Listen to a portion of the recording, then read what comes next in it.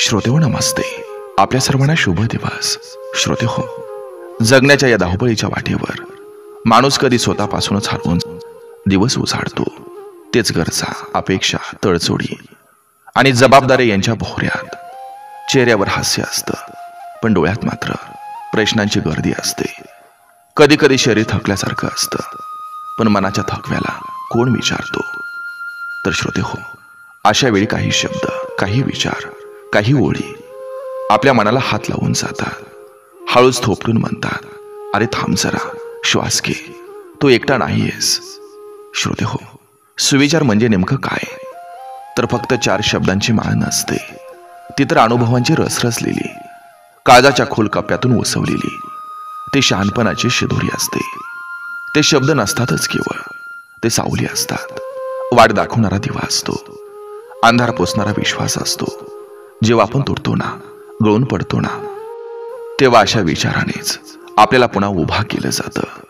श्रोतेहो, आज समाज बदलतोय, नाती तोकडी होत आहेत, माणुसकी हरवत जाते, हिशोब वाढतायत आणि माणसं मात्र ही कमी होत जात आहेत. आणि मग अशा काळात सकारात्मक, हृदयाला भिडणारी विचार म्हणजे एक नवा श्वास आहे.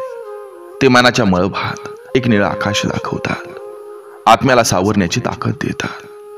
ते केवळ वाचनाचे नसतात, ऐकण्याचे नसतात, तर ते जगण्याचे असतात, शिकवण्याचे असतात आणि इतरांच्या आयुष्यात प्रकाश नेण्यासाठी हातात घेण्याचे असतात. श्रोतेहो, मी जे सुविचार सांगतोय तो प्रत्येक सुविचार म्हणजे तुमच्या आणि माझ्यासारख्या सामान्य माणसाच्या अनुभवांचं ते सार आहे. ते काही पुस्तकातलं तत्वज्ञान नाही. ते आपल्या मातीच्या माणसांनी जगताना ते अनुभवले. कधी आईच्या अश्रूमधून, कधी वडिलांच्या शांत त्यागातून, कधी एखाद्या वृद्धाच्या गप्पातून, तर कधी एका निरागस मुलाच्या निरभ्र हसण्यातून हे विचार उमगलेले असतात. म्हणूनच श्रोतेहो, हे विचार, हे सुविचार फक्त ऐकू नका, त्यांना मनात उतरवा, अनुभवात जपा आणि गरजवंतासमोर दिवा होऊन ठेवा. कारण श्रोतेहो, एक सुंदर सुविचार एखाद्याचं आयुष्य बदलू शकतो. बघा, पडते का? नक्की विचार करूया. चला, आजही आपल्यासाठी सुंदर विचारांची ही शिदोरी, ही मालिका अशीच पुढे घेऊन आलोय. श्रोतेहो, आपण नवीन असाल आणि आपण अजूनही हा यूट्यूब चॅनल सबस्क्राईब केला नसेल तर प्लीज चांगल्या गोष्टीसाठी सपोर्ट म्हणून हा चॅनल सबस्क्राईब करा. हे सुंदर सुंदर विचार आपल्या नातेवाईकापर्यंत, आपल्या मित्रपरिवारापर्यंत आवर्जून शेअर करून पोहोचवा. लाईक आणि कॉमेंटच्या माध्यमातून हे विचार आपल्याला कसे वाटतात ते आवर्जून कळवत चला. चला, करूया सुरुवात सुंदर विचारांना, सुंदर सुविचारांना.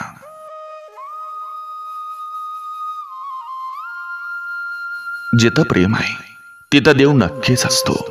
म्हणून देव शोधण्यापेक्षा प्रेम निर्माण करणं हे अधिक श्रेष्ठ असतं. मनात जर चांगले विचार असतील तर चेहऱ्यावर ते चमकून दिसतात. मनाचा आरसा स्वच्छ असेल तर जग सुंदर वाटतं. जे हरवलेलं असतं तेच आयुष्याला शिकवून जातं. गमावल्या मागे रडण्यापेक्षा त्यातून शिकून पुढे जाणं श्रेयस्कर असतं. जगण्याच्या शर्यतीत सर्वात पुढे जाण्यापेक्षा शांतपणे चालणं कधी कधी जास्त सुखद असतं. कारण आनंद हे थांबून अनुभवायचं असतं, धावत नव्हे. माफ करणं हे कमकुवतपणाचं नाही, तर प्रबळ आत्म्याचं लक्षण आहे. कारण माफ करणारा माणूस स्वतःला हलकं करतो.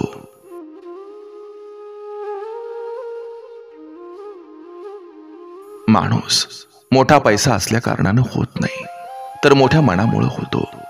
उंची शरीराची नाही, तर विचारांची असावी. फुलं जशी स्वतःचा सुगंध न देता ती पसरवतात, तसंच आपलं माणूस पण असावं. गोंगाट न करता माणसात देव पाहण्याची ताकद असावी. चूक मान्य करणं हे पराभवाचं लक्षण नसून माणूसपणाचं प्रतीक आहे. स्वतःची चूक ओळखणं हे सुधारण्याचं पहिलं पाऊल आहे. जो माणूस संकटातही शांत राहतो तोच खऱ्या अर्थानं बलवान असतो, कारण शांत मनच योग्य निर्णय देतं. तुमच्या आयुष्याचं बोट इतरांच्या अपेक्षामध्ये हरवू देऊ नका. स्वतःचा सुख शोधा, तेच तुमचं खरं जगणं असतं.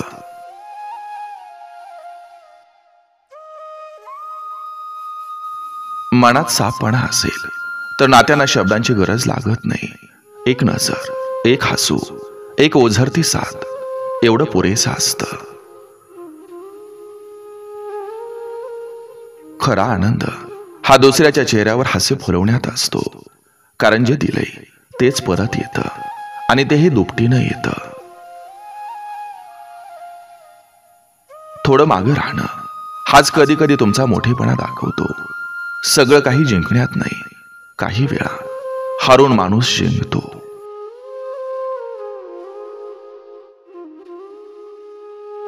अपयश म्हणजे थांबायचं संकेत नाही, ते पुन्हा सुरुवात करायचं निमित्त आहे. अपयश म्हणजे अनुभव, आणि अनुभव म्हणजे यशाचा पाया असतो. यशाचे फोटो फेसबुकवर लागतात, पण संघर्षाचे फोटो अंतर्मनात राहतात. त्यांची जाणीवच आपल्याला नम्र बनवत असते. तुमचं हास्य कोणाचं दुःख झाकत असेल तर तेच खरं माणुसकीचं हसू आहे. माणूस हसवतो तेव्हा ईश्वर आनंदित होतो. दुनिया काहीही बोलेल, पण तुम्ही तुमचं सत्य जपा, कारण आयुष्याच्या शेवटी आपल्या मनशांतीलाच खरा अर्थ असतो.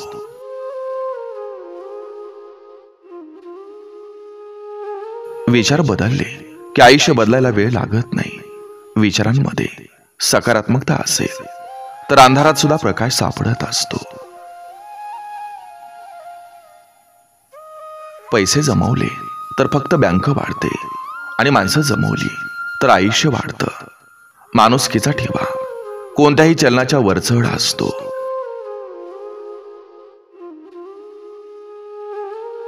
तुम्ही कितीही मोठे व्हा, पण आई वडिलांसमोर नेहमी लहानच राहा, कारण त्यांचा आशीर्वाद ही आयुष्याची खरी संपत्ती असते.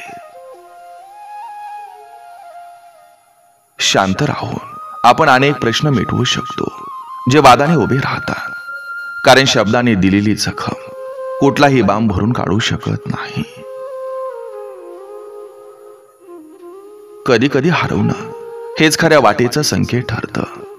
अंधाराशिवाय प्रकाशाचं महत्व कळत नाही.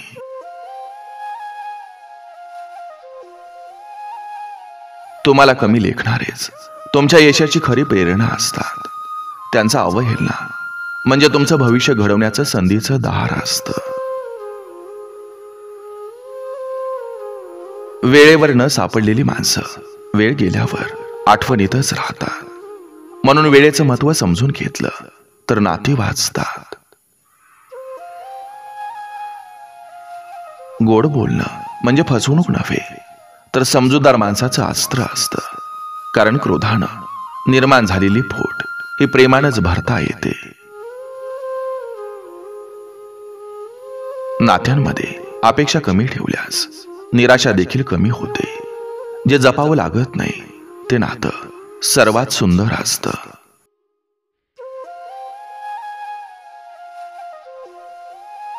स्वतःच्या जखमा चाटत चाटत पुढे जाणाऱ्या माणसालाच यशाच्या शिखरावर पोहोचता येतं, कारण सहनशीलता हीच खऱ्या यशाची पहिली पायरी असते. दुःख हे आयुष्याला झळाळी देण्यासाठी येतं, संपवण्यासाठी नाही. ते आपल्याला अंतर्मनाची खोली दाखवतं आणि जीवनाचं खरं मूल्य हे शिकवत जातं. माणसाच्या कपड्यापेक्षा त्याच्या शब्दांचा सुगंध टिकून राहतो. चांगलं बोलणं हीच आजच्या समाजात सर्वात मोठी श्रीमंती आहे. जगात मोठं होण्यासाठी डिग्री लागत नाही, तर निग्रह लागतो. ज्ञानाच्या कागदावर स्वाक्षरी असणं हे एक प्रमाणपत्र आहे, पण अनुभवाच्या वादळात टेकणं ही खरी गुणवत्ता असते.